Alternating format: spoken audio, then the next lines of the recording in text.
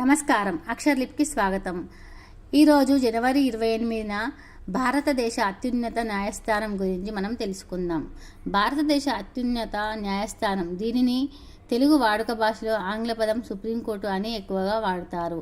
ఇది ఎటువంటి రాజకీయ జోక్యానికి తావులేని రాజ్యాంగబద్ధమైన స్వతంత్ర న్యాయ వ్యవస్థ. ఇది హైకోర్టు లేదా ఉన్నత న్యాయస్థానాలపై నియంత్రణాధికారం కలిగి ఉంటుంది. 2019లో తీర్పులు భారతీయ భాషల్లోకి అనువదించి ప్రకటించడం మొదలుపెట్టింది. సుప్రీంకోర్టు ప్రధాన న్యాయమూర్తి సలహాపైనే రాష్ట్రపతి హైకోర్టు ప్రధాన న్యాయమూర్తులను, ఇతర న్యాయమూర్తులను నియమిస్తాడు. ఇందులో 33+1 అంటే 34 మంది ప్రధాన న్యాయమూర్తులతో కలిపి 34 మంది న్యాయమూర్తులు ఉంటారు. 104 రాజ్యాంగ సవరణ ద్వారా 2019లో చేశారు. ఈ కోర్టులలో భారత ప్రభుత్వానికి ఒకటి లేదా అంతకంటే ఎక్కువ రాష్ట్రాల మధ్య తగాదాలను తీరుస్తుంది.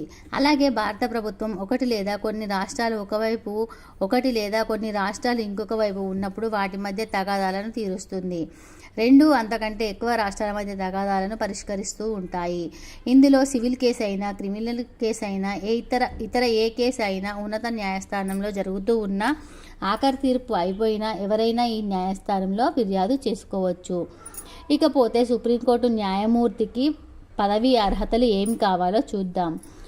భారతదేశ పౌరుడై ఉండాలి. కనీసం 5 సంవత్సరాల కాలం ఉన్నత న్యాయస్థానంలో న్యాయమూర్తిగా పనిచేసి ఉండాలి, లేదా 10 సంవత్సరాలు ఉన్నత న్యాయస్థానంలో న్యాయవాద వృత్తి నిర్వహించి ఉండాలి, లేదా ప్రముఖ న్యాయ శాస్త్రవేత్త అయి ఉండాలి.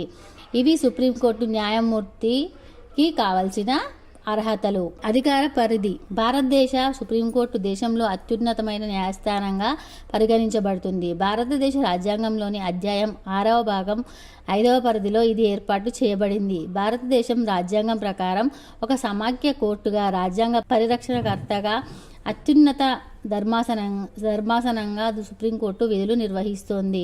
భారత రాజ్యాంగంలోని 124 నుంచి 147 వరకు అధికరణలు భారత అత్యున్నత న్యాయస్థానం కూర్పు అధికార పరిధిని నిర్దేశించాయి. ప్రధానంగా ఇది రాష్ట్రాలు, ప్రాంతాల్లోని హైకోర్టులు ఇచ్చిన తీర్పులను సవాలు చేసే అప్పీళ్లను స్వీకరించే ఒక పునర్విచారణ ధర్మాసనంగా పనిచేస్తుంది. అయితే తీవ్రమైన మానవ హక్కుల ఉల్లంఘనకు సంబంధించిన కేసుల్లో కూడా అధికార పిటిషన్లను లేదా తక్షణ పరిష్కారం అవసరమైన తీవ్రమైన వివాదాలకు సంబంధించిన కేసులను కూడా ఇది విచారణకు స్వీకరిస్తుంది. భారత అత్యున్నత న్యాయస్థానం 1950 జనవరి 28న స్థాపించబడింది. అప్పటి నుండి ఇప్పటి వరకు 24,000కు పైగా కేసులను విచారించి తీర్పులు వెలువరించింది. ఇంకా ఎక్కువే ఉండవచ్చు. సుప్రీంకోర్టు భవనం. సుప్రీంకోర్టు భవనం ప్రధాన భాగం 22 ఎకరాల చతురస్రాకార స్థలంలో నిర్మించబడింది. సిపిడబ్ల్యూడికి నేతృత్వం వహించిన తొలి భారతీయుడిగా గుర్తింపు పొందిన ముఖ్య వాస్తుశిల్పి గణేష్ బైకాజీ డియోలాలీకర్ దీనికి నమూనా తయారు చేశాడు. ఇండో బ్రిటిష్ వాస్తు శైలిలో సుప్రీంకోర్టు భవనాన్ని నిర్మించారు. అతని తర్వాత శ్రీధర్ కృష్ణ జోక్లేకర్ సుప్రీంకోర్టు భవన నిర్మాణానికి నేతృత్వం వహించాడు. న్యాయస్థానం ప్రస్తుత భవనంలోకి 1958లో మార్చబడింది. న్యాయస్థానంలోని త్రాసు ఆకారాన్ని ప్రతిబింబించే విధంగా ఈ భవనం నమూనా తయారు చేయబడింది. భవనం యొక్క మధ్య భాగం త్రాసు కోలను ప్రతిబింబిస్తుంది. 1979లో 2 కొత్త భాగాలు, తూర్పు భాగం, పశ్చిమ భాగం ఈ సముదాయానికి జోడించబడ్డాయి. భవనంలోని వివిధ భాగాల్లో మొత్తం 15 కోర్టు గదులు ఉన్నాయి. ప్రధాన న్యాయమూర్తి ధర్మాసనం మిగిలిన ధర్మాసనాల అన్నిటికంటే పెద్దది. ఇది మధ్య భాగంలో ఉంటుంది. భారతదేశ సార్వభౌమ ప్రజాస్వామ్య గణతంత్ర రాజ్యంగా ప్రకటించబడిన 2 రోజుల తర్వాత అంటే 1950 జనవరి 28న సుప్రీంకోర్టు ఏర్పాటు చేయబడింది. పార్లమెంట్ భవనంలోని ప్రిన్సెస్ ఛాంబర్లో దీనిని ప్రారంభించారు. దీనికి ముందు ప్రిన్సెస్ ఛాంబర్లో 12 ఏళ్ల పాటు అంటే 1937 నుంచి 1950 వరకు భారత సమాఖ్య న్యాయస్థానాన్ని నిర్వహించారు. ఇప్పుడు న్యాయస్థానం కార్యకలాపాలు నిర్వహిస్తున్న భవన సముదాయం సిద్ధమయ్యే వరకు అంటే 1958 వరకు సుప్రీంకోర్టు కార్యకలాపాలు ఈ ఛాంబర్లోనే కొనసాగాయి. సుప్రీంకోర్టు బార్ అసోసియేషన్ అత్యున్నత న్యాయస్థానం న్యాయవాదుల సంఘంగా ఉంది. ప్రస్తుతం దీనికి అధ్యక్షుడిగా వికాస్ సింగ్ కొనసాగుతున్నారు. అసలు భారత రాజ్యాంగం 1950 ఒక ప్రధాన న్యాయమూర్తి, 7 తక్కువ హోదా కలిగిన న్యాయమూర్తులలో సుప్రీంకోర్టు ఏర్పాటు చేసేందుకు వీలు కల్పించింది. అయితే న్యాయమూర్తుల సంఖ్యను పెంచే అవకాశాన్ని పార్లమెంటుకు విడిచిపెట్టింది. ప్రారంభ సంవత్సరాల్లో తమ వద్దకు వచ్చే కేసులపై సుప్రీంకోర్టు యొక్క సంపూర్ణ ధర్మాసనం విచారణ నిర్వహించేది.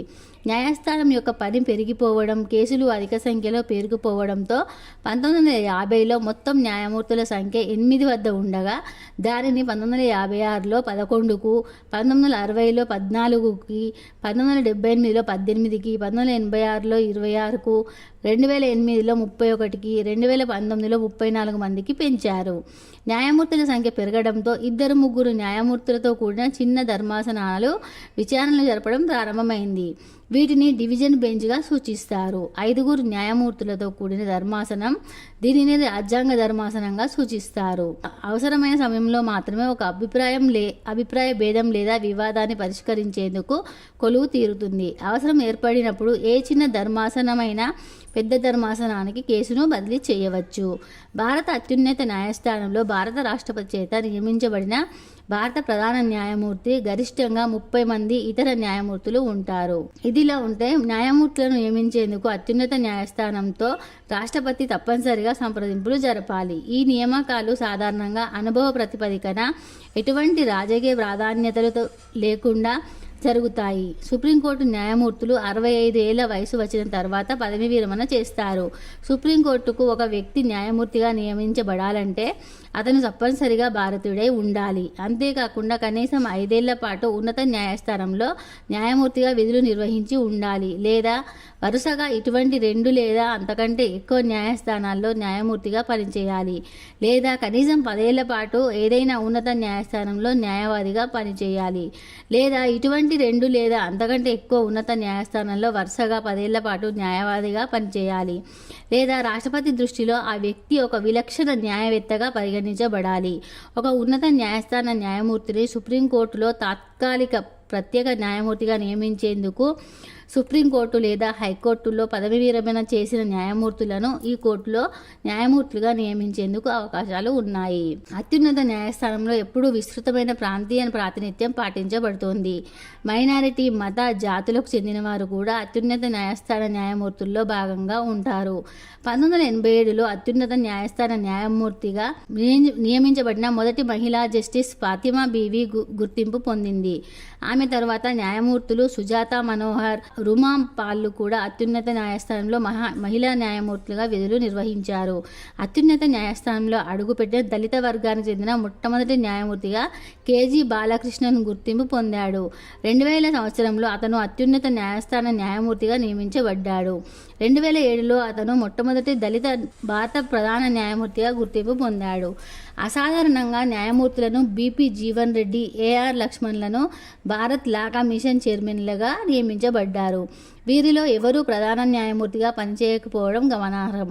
ప్రధాన న్యాయమూర్తి వారి పదవీకాలం అయిపోవడానికి నెల రోజుల ముందు తర్వాత న్యాయమూర్తి పేరును ప్రకటించాలి. అయితే 48వ ప్రధాన న్యాయమూర్తి ఎల్వి రమణ ప్రస్తుతం 2021 సంవత్సరం నుండి 2022 ఆగస్టు నెల వరకు కొనసాగారు. సుప్రీంకోర్టు అసలైన పునర్విచారణ సంబంధ సలహా అధికార పరిధిని కలిగి ఉంది.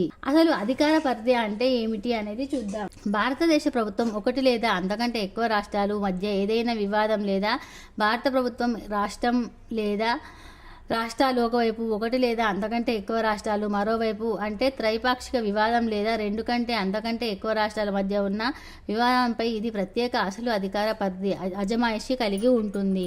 న్యాయబద్ధమైన హక్కు యొక్క అస్తిత్వం లేదా పరిధి ఆధారపడి చట్టపరమైన లేదా వాస్తవానికి సంబంధించిన ఏదైనా ప్రశ్నకు సంబంధించిన వివాదంపై దీనికి ప్రత్యేక అజమాయిషి ఉంటుంది. అంతేకాకుండా రాజ్యాంగంలోని 32వ అధికరణ ప్రాథమిక హక్కులు అమలు చేయడానికి సంబంధించి సుప్రీంకోర్టుకు విస్తృతమైన మూలాధికారాన్ని అందజేసింది. వీటిని అమలు చేసేందుకు సుప్రీంకోర్టు నిందితులను న్యాయస్థానానికి తీసుకురమ్మనే ఆదేశాలు, ప్రవర్తనాది లేఖ, నిషేధం, అధికారాన్ని ప్రశ్నించే ఉత్తర్వు, ఉత్ప్రేక్షణాది లేఖలకు సంబంధించిన ఉత్తర్వులతో కూడిన మార్గనిర్దేశాలు, ఆదేశాలు జారీ చేసేందుకు అధికారం కలిగి ఉంటుంది. ఇక పునర్విచారణ అధికార పరిధి గురించి మాట్లాడుకుందాం. సివిల్, క్రిమినల్ 2 రకాల కేసుల్లో ఒక హైకోర్టు యొక్క ఏదైనా తీర్పు, నిర్ణయం లేదా తుది ఆదేశానికి సంబంధించి రాజ్యాంగంలోని 132 ఒకటవ అధికరణం, 133 ఒకటవ అధికరణం లేదా 134 అధికరణాల పరిధిలో సంబంధిత హైకోర్టు జారీ చేసిన ఒక ధృవపత్రంతో సుప్రీంకోర్టు యొక్క పునర్విచారణ అధికారాన్ని అర్థించవచ్చు. ఏదైనా మిలిటరీయేతర భారతీయ కోర్టు వెలువరించిన తీర్పు లేదా ఆదేశంపై పునర్విచారణకు విజ్ఞప్తి చేసేందుకు సుప్రీంకోర్టు ప్రత్యేక లీవ్ జారీ చేయగలదు. సుప్రీంకోర్టు యొక్క పునర్విచారణ అధికార పరిధిని విస్తరించే అధికారం పార్లమెంటు కలిగి ఉంది. Supreme court criminal appellate jurisdiction act 1970ని అమలు చేయడం ద్వారా క్రిమినల్ విజ్ఞప్తుల సందర్భంలో ఈ అధికారాన్ని పార్లమెంట్ ఉపయోగించింది. ఇకపోతే పౌర విషయాల్లో సాధారణ ప్రాముఖ్యత కలిగి ఉన్న ఈ చట్టాన్ని కేసు గణనీయమైన స్థాయిలో సవాలు చేస్తుంటే ఒక విషయానికి సంబంధించి సుప్రీంకోర్టు నిర్ణయం తీసుకోవాలని భావిస్తే అటువంటి కేసులను హైకోర్టులు సుప్రీంకోర్టుకు పంపుతాయి. హైకోర్టు ఒక నిందితుడిని నిర్దోషిగా విడిచిపెట్టినప్పుడు లేదా అతడికి మరణశిక్ష నుండి యావజ్జీవ శిక్ష వరకు విధించినప్పుడు లేదా కనీసం 10 ఏళ్ల కంటే ఎక్కువ శిక్ష విధించినప్పుడు తన పరిధిలోని ఏదైనా దిగువ కోర్టు నుంచి వచ్చిన కేసుపై విచారణ నుండి హైకోర్టు తప్పుకున్నప్పుడు అటువంటి విచారణలో నిందితుడికి మరణశిక్ష లేదా యావజ్జీవ శిక్ష లేదా 10 ఏళ్ల కంటే ఎక్కువ కారాగార శిక్ష విధించబడినప్పుడు లేదా సుప్రీంకోర్టుకు పునర్విచారణకు పంపేందుకు తగిన కేసుగా హైకోర్టు భావించిన క్రిమినల్ కేసులపై సుప్రీంకోర్టు విచారణ చేపడుతుంది. ఒక హైకోర్టు క్రిమినల్ కేసు విచారణలో వెలువరించిన తీర్పు, తుది ఆదేశం లేదా శిక్షను పునర్విచారణకు స్వీకరించేందుకు సుప్రీంకోర్టుకు తదుపరి అధికారాలు ఇవ్వడంపై ఆలోచనలు జరపడానికి పార్లమెంట్ అధికారం ఇవ్వబడింది. సలహాలు ఎంతవరకు ఉంటాయి అనేది చూద్దాం. రాజ్యాంగంలోని 143వ అధికరణ పరిధిలో భారత రాష్ట్రపతి ప్రత్యేకంగా సిఫార్సు చేసే విషయాల్లో సలహాలు ఇచ్చేందుకు సుప్రీంకోర్టు ప్రత్యేక సలహా అధికార పరిధిని కలిగి ఉంది. న్యాయ స్వతంత్రం. వివిధ మార్గాల్లో సుప్రీంకోర్టు న్యాయమూర్తులకు స్వతంత్రాన్ని కల్పించేందుకు రాజ్యాంగం ప్రయత్నిస్తుంది. సాధారణంగా ఎటువంటి రాజకీయ ప్రాధాన్యత లేకుండా అనుభవం ప్రాతిపదికన న్యాయమూర్తులు నియమించబడతారు.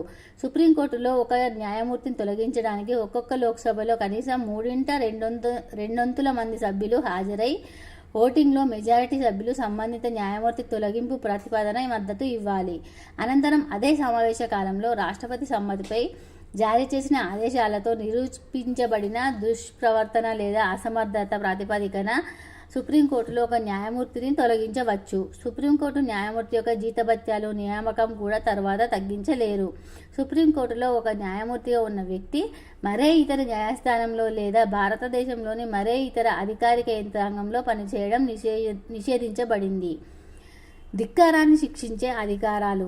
భారతదేశంలోని మరే ఇతర న్యాయస్థానాన్ని లేదా తనను ధిక్కరించిన ఎవరినైనా శిక్షించేందుకు రాజ్యాంగంలోని 129, 142 అధికరణ పరిధిలో సుప్రీంకోర్టుకు అధికారం ఇవ్వబడింది. మహారాష్ట్ర మంత్రి స్వరూప్ సింగ్ నాయక్ విషయంలో సుప్రీంకోర్టు ఈ అధికారాన్ని ఉపయోగించి ఒక అసాధారణ చర్య తీసుకుంది. 2006 మే 12న కోర్టు ధిక్కార నేరంపై అతడికి కోర్టు 1 నెల జైలు శిక్ష విధించింది. మంత్రి పదవిలో ఉన్న ఒక వ్యక్తి జైలుకు పంపబడడం అదే తొలిసారి. జమ్మూ కాశ్మీర్ రాష్ట్రానికి సంబంధించి ఇక్కడ ఒక విషయాన్ని గుర్తించాలి. చారిత్రక కారణాల వలన భారతదేశంలోని మరే ఇతర రాష్ట్రానికి లేని విధంగా జమ్మూ కాశ్మీర్ ఒక ప్రత్యేక హోదా కలిగి ఉంది. భారత రాజ్యాంగంలోని 370 అధికరణ జమ్మూ కాశ్మీర్ కోసం కొన్ని ప్రత్యేక మినహాయింపులు ఇచ్చింది. భారత రాజ్యాంగం జమ్మూ కాశ్మీర్ రాష్ట్రానికి పూర్తిగా వర్తించదు. రాజ్యాంగంలోని 370 అధికరణ ఈ విషయాన్ని తెలియజేస్తుంది. జమ్మూ కాశ్మీర్ రాష్ట్రానికి భారత రాజ్యాంగం వివిధ మార్పులు, మినహాయింపులతో వర్తిస్తుంది. Constitution application to Jammu and Kashmir order 1955 Jammu కాశ్మీర్కు ఉద్దేశించిన రాజ్యాంగ ఆదేశం 1954 ప్రకారం ఈ మినహాయింపులను కల్పించారు. అంతేకాకుండా భారతదేశంలో మరే ఇతర రాష్ట్రానికి లేని విధంగా జమ్మూ కాశ్మీర్ సొంత రాజ్యాంగాన్ని కలిగి ఉంది. జమ్మూ కాశ్మీర్ రాష్ట్రానికి భారత రాజ్యాంగం అనేక మార్పులతో వర్తింపజేయబడుతున్నప్పటికీ constitution application to Jammu and Kashmir order 1954లో రాజ్యాంగంలోని 141 అధికరణను ఈ రాష్ట్రానికి కూడా వర్తింపజేసింది. అందువలన సుప్రీంకోర్టు ప్రకటించే చట్టం జమ్మూ కాశ్మీర్ రాష్ట్రంలోని హైకోర్టుతో సహా అన్ని కోర్టులకు సమానంగా వర్తిస్తుంది. చారిత్రాత్మక తీర్పులు, న్యాయ అధికార వ్యవస్థల మధ్య వివాదాల గురించి తెలుసుకుందాం. భూ సంస్కరణలు ప్రారంభ వివాదం. జమీందారులు అంటే భూస్వాముల వద్ద నుంచి సేకరించిన భూమి పునఃపంపిణీకి ఉద్దేశించిన రాష్ట్ర ప్రభుత్వాల చట్టాలను కొన్ని న్యాయస్థానాలు జమీందారుల యొక్క ప్రాథమిక హక్కులను ఈ చట్టాలు అతిక్రమిస్తున్నాయనే కారణంతో కొట్టిపారేశాయి. 1951లో మొదటి రాజ్యాంగ సవరణ చేసిన పార్లమెంట్ 1955లో భూమి పునఃపంపిణీ అమలు చేయడంలో తన అధికారాన్ని రక్షించుకునేందుకు 4వ రాజ్యాంగ సవరణను తీసుకొచ్చింది. ప్రైవేటు ఆస్తుల నిబంధనతో పాటు ప్రాథమిక హక్కులను రద్దు చేసే అధికారం పార్లమెంటుకు లేదని అభిప్రాయపడుతూ 1967లో గోల్కర్నాథ్ వర్సెస్ పంజాబ్ రాష్ట్రం కేసులో సుప్రీంకోర్టు ఈ సవరణలకు వ్యతిరేకంగా స్పందించింది. ప్రభుత్వం తీసుకొచ్చిన బ్యాంకుల జాతీయీకరణ బిల్లును 1969 ఆగస్టులో పార్లమెంట్ ఆమోదించగా 1970 ఫిబ్రవరి 1న సుప్రీంకోర్టు ఈ బిల్లు ఆమోదయోగ్యం కాదని తీర్పు చెప్పింది.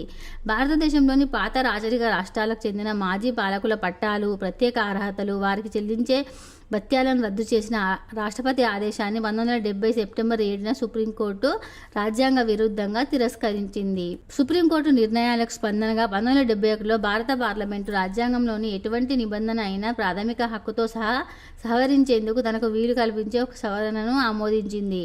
సరైన భూమి పరిహారానికి సంబంధించిన పరిపాలనాపరమైన నిర్ణయాలు న్యాయ వ్యవస్థ పరిధిలో లేకుండా చేసే 25వ సవరణను భారత పార్లమెంట్ ఆమోదించింది. రాజకీయ ప్రత్యేక అర్హతలు, వారికి చెల్లించే భత్యాలు రద్దు చేసే ఒక రాజ్యాంగ అధికారాన్ని కొత్తగా చేరుస్తూ భారత రాజ్యాంగానికి పార్లమెంటు ఒక సవరణను ఆమోదించింది. సుప్రీంకోర్టు నుండి ప్రతిస్పందన. రాజ్యాంగం ప్రాథమిక నిర్మాణాన్ని సౌకర్యం కోసం మార్చకూడదని కోర్టు తీర్పు చెప్పింది. 1973 ఏప్రిల్ 24న కేశవానంద భారతి వర్సెస్ కేరళ రాష్ట్రం కేసులో ఈ సవరణలు రాజ్యాంగబద్ధమైనప్పటికీ అవి రాజ్యాంగం యొక్క ప్రాథమిక నిర్మాణాన్ని మార్చరాదని సూచిస్తూ పార్లమెంటు ఆమోదించిన ఈ సవరణలను తన విచక్షణాధికారంతో తోసిపుచ్చింది. ఈ నిర్ణయానికి ప్రధాన న్యాయమూర్తికి సిక్రీ నేతృత్వం వహించారు. భారతీయ జాతీయ కాంగ్రెస్ పాలించిన ఒక శక్తివంతమైన కేంద్ర ప్రభుత్వ హయాంలో న్యాయ వ్యవస్థ స్వతంత్రం తీవ్రంగా తగ్గించబడింది. ఇందిరాగాంధీ నేతృత్వంలో భారత అత్యవసర పరిస్థితి అంటే ఎమర్జెన్సీ టైంలో 1975-1977 సందర్భంగా ఈ పరిణామం చోటు చేసుకుంది. పార్లమెంట్ ఆమోదించిన నివారక నిర్బంధ చట్టాల పరిధిలో జైలులోని వ్యక్తులు రాజ్యాంగ హక్కులపై ఆంక్షలు విధించబడ్డాయి. హేబియస్ కార్పస్ కేసు బంధితుడిని హాజరుపరచాల్సిందిగా న్యాయస్థానం జారీ చేసే ఆదేశంగా ప్రాచుర్యం పొందిన జబల్పూర్ అదనపు జిల్లా మెజిస్ట్రేటు వర్సెస్ శివకాంత్ శుక్లా కేసులో 5 అనుభవజ్ఞులైన న్యాయమూర్తులతో కూడిన ఒక సుప్రీంకోర్టు ధర్మాసనం అత్యవసర పరిస్థితి సందర్భంగా రాష్ట్రం యొక్క అనియంత్రణ అధికారాల హక్కుకు మద్దతుగా తీర్పు చెప్పింది. న్యాయమూర్తులు AN Roy, PN Bhagwati, YV Chandrachud, MH బేగ్లతో కూడిన ధర్మాసనంలో ఎక్కువ మంది న్యాయమూర్తులు ఈ కింది అభిప్రాయాన్ని వ్యక్తపరిచారు. అత్యవసర పరిస్థితి ప్రకటన పరిధిలో నిర్బంధ ఆదేశం న్యాయబద్ధతను సవాలు చేస్తూ హేబియస్ కార్పస్ను లేదా ఇతర ఉత్తర్వును లేదా ఆజ్ఞ లేదా ఆదేశాన్ని కోరుతూ 226వ అధికరణ పరిధిలో హైకోర్టులో ఎటువంటి రిట్ పిటిషన్ అయినా దాఖలు చేసే హక్కు ఎవరికీ ఉండదు. న్యాయమూర్తి హన్స్ రాజ్ ఖన్నా ఒక్కడు మాత్రమే కింది విధంగా భిన్నమైన అభిప్రాయాన్ని వెలిబుచ్చాడు. వ్యక్తిగత స్వేచ్ఛను కోరుకునే వారందరికీ విచారణ లేకుండా నిర్బంధం అనేది ఒక శాపం. ఈ భిన్నాభిప్రాయం చట్టం గురించి లోపల రగులుతున్న కోపంతో చేసే దీర్ఘయోచనకు న్యాయమూర్తి న్యాయస్థానం మోసగించబడిందని భావించిన సందర్భాన్ని తర్వాతి నిర్ణయం సరిచేయబడే భవిష్యత్ రోజు వివేకానికి ఒక విజ్ఞప్తి అని పేర్కొన్నారు. ఈ కేసులో తన భిన్నాభిప్రాయాన్ని వ్యక్తపరచడానికి ముందు న్యాయమూర్తి ఖన్నా తన సోదరితో మాట్లాడుతూ, నేను నా తీర్పును సిద్ధం చేసుకున్నాను. ఈ తీర్పు వలన నాకు ప్రధాన న్యాయమూర్తి పదవి దక్కకపోవచ్చని వ్యాఖ్యానించినట్లు తెలుస్తోంది. జనవరి 1977లో ప్రధాన న్యాయమూర్తి పదవికి సుప్రీంకోర్టు న్యాయమూర్తులను సిఫార్సు చేస్తున్న సందర్భంగా కేంద్ర ప్రభుత్వం ఆ సమయానికి అత్యంత అనుభవజ్ఞుడిగా ఉన్న ఖన్నాను విస్మరించి ఆయన స్థానంలో మరొకరిని నియమించింది. ఈ విధంగా భారత ప్రధాన న్యాయమూర్తి అత్యంత అనుభవజ్ఞుడై ఉండాలనే సాంప్రదాయాన్ని ప్రభుత్వం భిన్నంగా ప్రవర్తించింది. వాస్తవానికి ఒకే విధమైన తీర్పును వెలువరించిన కారణంగా ఇతర న్యాయమూర్తుల కీర్తి గతంలోనే ఉండిపోయింది. న్యాయమూర్తి ఖన్నా మాత్రం ఈ భిన్నాభిప్రాయంతో భారతదేశ న్యాయ సమాజంలో ఒక చిరస్మరణీయ వ్యక్తిగా నిలిచిపోయారు. న్యూయార్క్ టైమ్స్ పత్రిక ఈ కింది అభిప్రాయాన్ని వెలిబుచ్చింది. ఒక నిరంకుశత్వ ప్రభుత్వానికి స్వతంత్ర న్యాయ వ్యవస్థ లొంగిపోవడం ప్రజాస్వామ్య సమాజ వినాశనానికి చివరి అడుగు. భారత అత్యున్నత న్యాయస్థానం యొక్క నిర్ణయం పూర్తిగా లొంగిపోవడానికి దగ్గరగా ఉంది అని వ్యాఖ్యానించింది. అత్యవసర పరిస్థితి సందర్భంగా ప్రభుత్వం 39వ సవరణను తీసుకొచ్చింది. ప్రధానమంత్రి ఎన్నికకు న్యాయపరమైన సమీక్షను ఇది పరిమితం చేస్తుంది. అంతేకాకుండా పార్లమెంట్ చేత ఏర్పాటు చేయబడిన ఒక వ్యవస్థ ఈ ఎన్నికను సమీక్షిస్తుంది. ముందు కేశవానంద్ నిర్ణయం వ్యతిరేకంగా ఉన్నప్పటికీ ఈ నిరోధకానికి అంటే 1975లో న్యాయస్థానం సాధువు మాదిరిగా అంగీకరించింది. తర్వాత పార్లమెంట్ అత్యవసర పరిస్థితి సందర్భంగా ఎక్కువ మంది ప్రతిపక్ష సభ్యులు జైల్లో ఉన్నప్పుడు 42వ సవరణను ఆమోదించింది. ధృవీకరణకు సంబంధించిన ప్రక్రియాపరమైన విషయాలకు మినహాయింపు ఇచ్చి రాజ్యాంగానికి చేసిన ఎటువంటి సవరణ అయినా సమీక్షించే అధికారం ఏ న్యాయస్థానానికి లేకుండా చేయడానికి ఈ సవరణ చేయబడింది. అయితే అత్యవసర పరిస్థితి అనంతరం కొన్ని సంవత్సరాలకు సుప్రీంకోర్టు 42వ అధికరణ యొక్క సంపూర్ణతను తిరస్కరించింది. మినెర్వా మిల్స్ కేసులో 1980లో న్యాయ సమీక్షకు సంబంధించిన అధికారాన్ని తిరిగి పొందింది. అత్యవసర పరిస్థితి సందర్భంగా ఒక చివరి చర్యగా ప్రధాన న్యాయమూర్తితో కుదిరిన ఏకాభిప్రాయంతో న్యాయమూర్తులను దేశవ్యాప్తంగా ఇష్టం వచ్చినట్లు మార్చారు. దీనిని విఆర్ కృష్ణ అయ్యర్ హైకోర్టు స్వతంత్రపై ఒక కత్తిపోటని వర్ణించారు. ఇటీవల 2000 సంవత్సరం తర్వాత సుప్రీంకోర్టు ఇచ్చిన ముఖ్యమైన తీర్పుల్లో 1980 తర్వాత నిశ్చయార్థక సుప్రీంకోర్టు న్యాయమూర్తి ఖన్నా సూచించినట్లుగా లోలోపల రగులుతున్న కోపంతో చేసిన దీర్ఘ యోచనతో అదృష్టవశాత్తు భారతదేశంలో న్యాయశీలత జరిగిన అన్యాయాలు అత్యవసర పరిస్థితి తొలగించబడిన కొద్ది కాలానికే సరిచేయబడ్డాయి. 1977 ఎన్నికల్లో ఇందిరాగాంధీ పరాజయం పాలైన తర్వాత మొరార్జీ దేశాయ్ నేతృత్వంలోని కొత్త ప్రభుత్వం ముఖ్యంగా న్యాయశాఖ మంత్రి శాంతిభూషణ్ గతంలో ఆయన హెబియస్ కార్పస్ కేసులో అవిచారిత నిర్బంధితుడి కోసం వాదించారు. అత్యవసర పరిస్థితి ప్రకటించడాన్ని మరింత కష్టతరం చేసేందుకు అనేక సవరణలు తీసుకొచ్చారు. సుప్రీంకోర్టు యొక్క అధికారాన్ని చాలా వరకు పునరుద్ధరించారు. కేశవానంద కేసులో ప్రాథమిక నిర్మాణ సిద్ధాంతం ఇందిరాగాంధీ యొక్క కేసులో మరింత బలపడింది. మినెర్వా మిల్స్ కేసుతో ఇది బాగా పటిష్టపరచబడింది.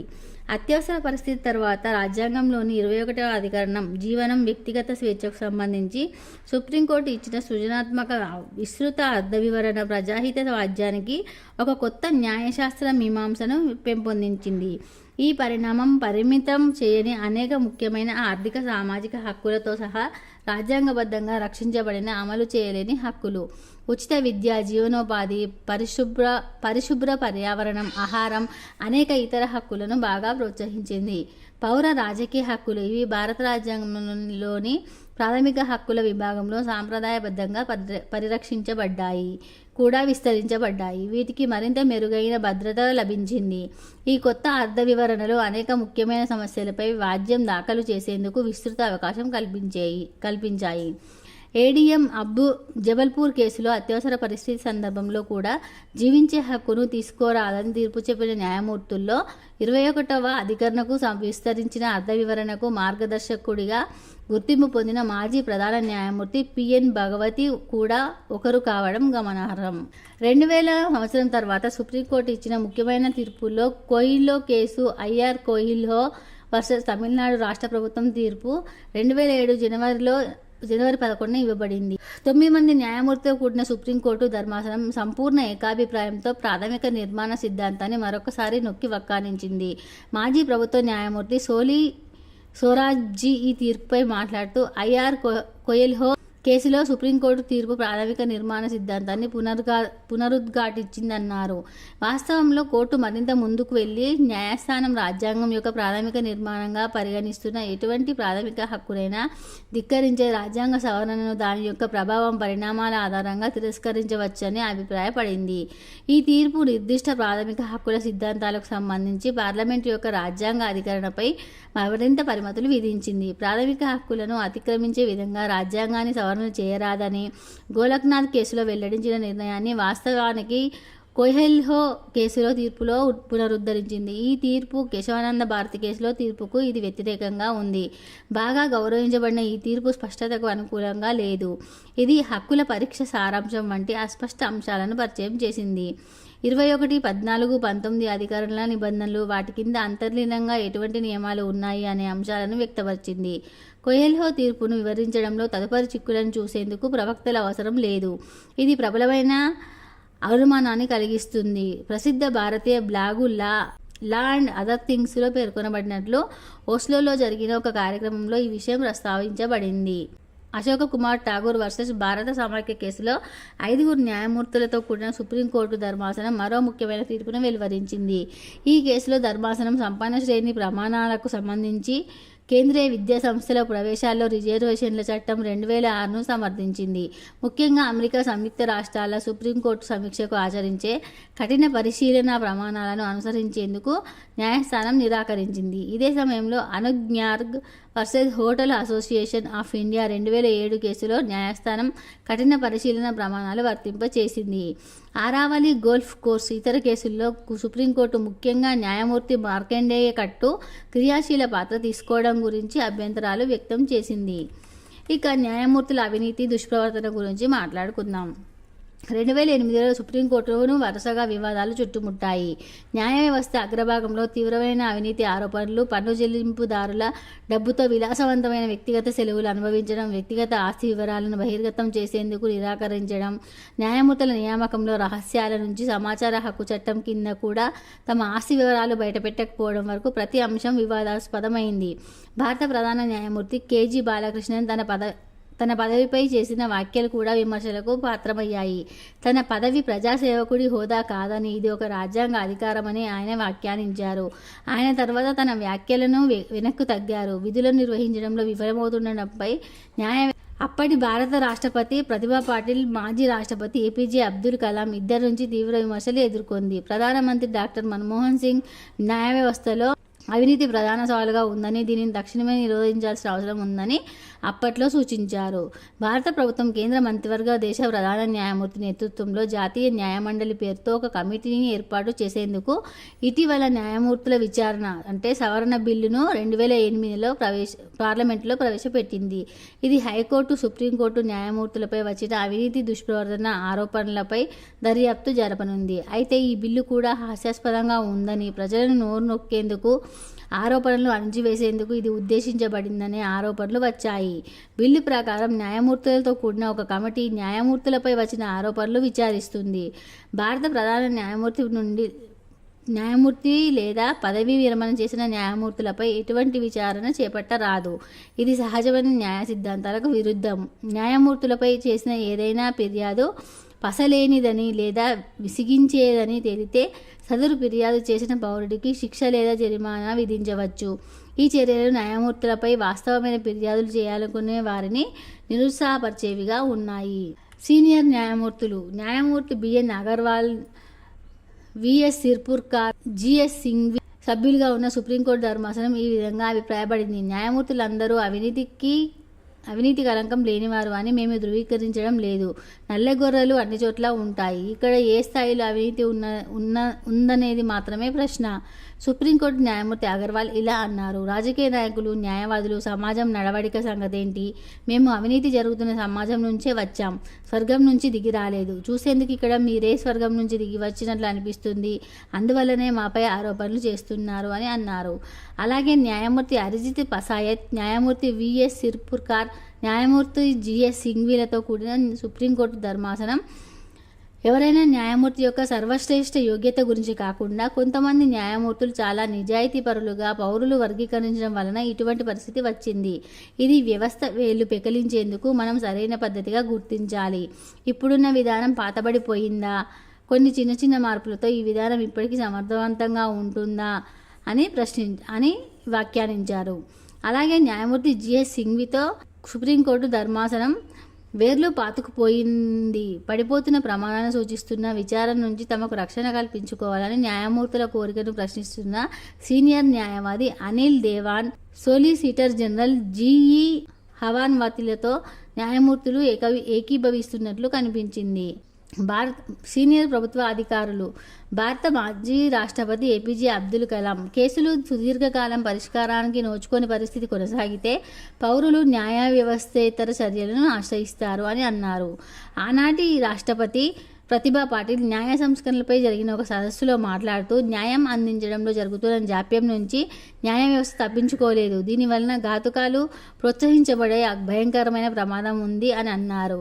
అలాగే మన న్యాయ వ్యవస్థ అందరికీ సంపూర్ణ న్యాయం అందిస్తుందనే నిజం విశ్వాసం ఆశలకు వెలుగుగా ఉంటుందని మనం పెట్టుకున్న అంచనాలపై తీవ్ర ఆత్మపరీక్ష చేసుకోవాల్సిన సమయం ఆసన్నమైంది. వాస్తవానికి సమగ్రత కళంకాల్లో న్యాయం యంత్రాంగం తన భాగం లేకుండా లేదు అని వ్యాఖ్యానించారు. అలాగే భారత మాజీ ప్రధాన న్యాయమూర్తి వైకే సబర్వాల్ న్యాయం అందించే వ్యవస్థ దాని యొక్క అధోస్థితికి చేరుకుంది అని అన్నారు.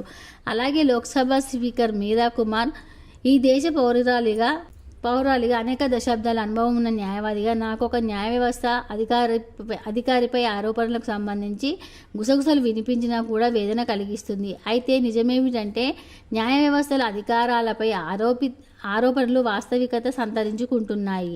కేవలం 20% మంది న్యాయమూర్తులు మాత్రమే అవినీతి పరులని ఒక ప్రధాన న్యాయమూర్తి చెప్పారు. మరో న్యాయమూర్తి ఇటువంటి ఆరోపణపై విచారణ జరిపేందుకు ఎటువంటి అంతర్గత ప్రక్రియలు లేవని తీవ్ర విచారం వ్యక్తం చేశారు. అందువలన దీనికి సంబంధించి ఒక యంత్రాంగాన్ని ఏర్పాటు చేయాల్సిన అవసరాన్ని న్యాయమూర్తులే నొక్కి వక్కానిస్తున్నారు. ఈ యంత్రాంగాన్ని ఏ విధంగా తీసుకురావాలి, దీనిని ఎవరు తీసుకురావాలనే ప్రశ్న ఉదయిస్తున్నది. వాస్తవానికి ప్రజాస్వామ్యంలో ప్రజలకు జవాబుదారీగా ఉండాల్సిన అవసరం లేని ఒకే ఒక విలక్షణ వ్యవస్థగా న్యాయ విభాగం ఉంది. ఈ మొత్తం సందర్భంలో న్యాయ వ్యవస్థను జవాబుదారీగా చేసే ప్రక్రియలో బయటి అంశాలను చేర్చాల్సిన అవసరం స్పష్టంగా కనిపిస్తుంది అని వ్యాఖ్యానించారు. అదనపు సోలిసిటర్ జనరల్ జీఈ వాహన్పతి ఢిల్లీ హైకోర్టులో చేపట్టిన ఒక విచారణలో సిజేఐకి తెలియజేసిన ఆస్తుల వంటి న్యాయమూర్తుల వ్యక్తిగత సమాచారాన్ని ప్రస్తుతం ఆర్టీఐ పరిధిలో బహిర్గతం చేయడానికి వీలు లేదు. దీనికి సంబంధించిన తగిన విధంగా సవరణ చేయాలి. అలాగే న్యాయమూర్తుల ఆస్తులకు సంబంధించి తెలియజేసే సమాచారం స్పష్టంగా వ్యక్తిగత సమాచారం మాత్రమే. వీటిని బహిర్గతం చేయడం ఎటువంటి ప్రజా కార్యకలాపాలకి సంబంధించిన విషయం కాదని వ్యాఖ్యానించారు. ఇక ప్రణబ్ ముఖర్జీ నిర్మాణాత్మక విమర్శలు ప్రోత్సహించబడాలి. న్యాయ వ్యవస్థలో జరుగుతున్న సుదీర్ఘ జాప్యాలు ప్రజలు చట్టాన్ని తమ చేతుల్లోకి తీసుకునేందుకు కారణమవుతున్నాయనే వాదనకు ఆయన కూడా గొంతు కలిపారు. న్యాయ వ్యవస్థ ప్రాథమిక సదుపాయాలను పటిష్టపరచాల్సిన అవసరం ఉందని ఉద్ఘాటించారు. ఇక న్యాయదేవత గురించి తెలుసుకుందాం. బ్రిటిష్ కాలం నాటి నుంచి న్యాయదేవత లేడీ ఆఫ్ జస్టిస్ ప్రతిమ కళ్ళకు గంతలు కట్టి ఒక చేతిలో ఖడ్గం పట్టి ఉంటుంది. న్యాయదేవత వేషధారణ కూడా విదేశీ వనితలా ఉంటుంది. అయితే నూతనంగా భారతదేశ అత్యున్నత న్యాయస్థానం భారతీయ సాంప్రదాయ చీరకట్టుతో కొత్త విగ్రహాన్ని రూపొందించింది. కళ్ళగంతలు తొలగించి న్యాయదేవత చేతిలో ఉండే ఖడ్గస్థానంలో రాజ్యాంగం ప్రతిని ఉంచింది. 2024 అక్టోబర్లో సుప్రీంకోర్టులోని న్యాయమూర్తుల గ్రంథాలయంలో ఈ నూతన విగ్రహం ఏర్పాటు చేసింది. న్యాయదేవత మరో చేతిలో కనిపించే త్రాసు ఇలాగే ఉంటుంది. బ్రిటిష్ వలసవాద చట్టాలకు స్వస్తి పలుకుతూ భారతదేశంలో కొత్త చట్టాలను అమల్లోకి తెచ్చిన నేపథ్యంలో న్యాయదేవత విగ్రహంలోనూ మార్పులు సూచించింది జస్టిస్ డివై చంద్రచూడ్. ఇప్పటికీ దేశంలో న్యాయస్థానాలు చాలా మారిపోయాయి. అన్ని వర్గాల్లో అవినీతి ఉన్నట్లే న్యాయ వర్గాల్లో కూడా అవినీతి పెరిగిపోయింది. న్యాయమూర్తులు కూడా ఇప్పుడు అమ్ముడుపోతున్నారు అనేది అందరికీ తెలిసిన బహిరంగ రహస్యం. అప్పట్లో అంటే న్యాయ వ్యవస్థ ఏర్పడిన సందర్భంలో జరిగిన విశేషాలను నేను ఈ వీడియో ద్వారా మీకు అందించాను. ఇప్పటికీ న్యాయ వ్యవస్థ ఎలా మారిందో అందరూ గమనిస్తూనే ఉన్నారు. ఈ వీడియో కనుక మీకు నచ్చినట్లయితే లైక్ చేయండి, షేర్ చేయండి. అలాగే మా ఛానల్ను సబ్స్క్రైబ్ చేసి పక్కనే ఉన్న బెల్ గంటను క్లిక్ చేయడం అస్సలు మర్చిపోవద్దు. ధన్యవాదాలు.